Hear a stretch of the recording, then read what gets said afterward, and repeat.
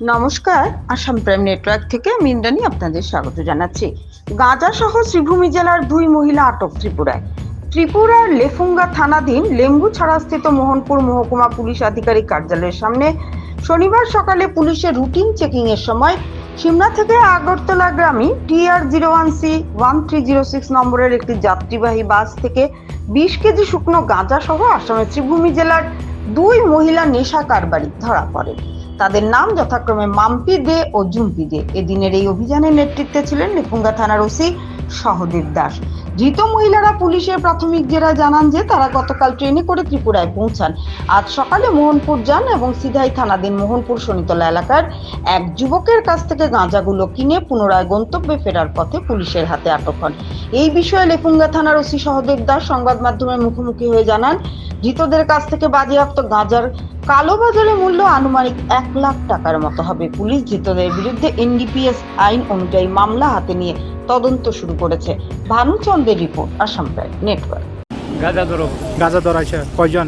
দুজন মহিলা না পুরুষ? মহিলা। বাড়ি কোন জায়গা কইছেন এরা? বাড়িতে বুঝে না উনি কই থেকে উঠছিল তোমার গাড়িতে? মনপুর থেকে। মনপুর কোন জায়গাতে উঠছিল? এটা মনপুর বাইপাস। তারা লগের কেউ আছে না? তারা দুজন উঠছিল? শুধু দুজন। দুজনে কই যাবেন আসলে এরা? এরা আগরতলা। তোমার গাড়ি কই থেকে কই যাবেন না? হ্যাঁ, গাড়িতে কই থেকে আসিল? ঘাড়ার আগে তারা পড়তে আসবে। তারপরে যাইব রাধন নগর আগরতলা না? কি নাম আপনার? এরা অ্যাকচুয়ালি আমরা প্রত্যেক দিনের মতো আজকেও লেম্বুছড়া এলাকার সামনে চেকিং চলছে। হ্যাঁ, আমিও স্পটে ছিলাম। তো চেকিং করার সময় একটা বাস গাড়ি আছে মোহনপুর দিক থেকে।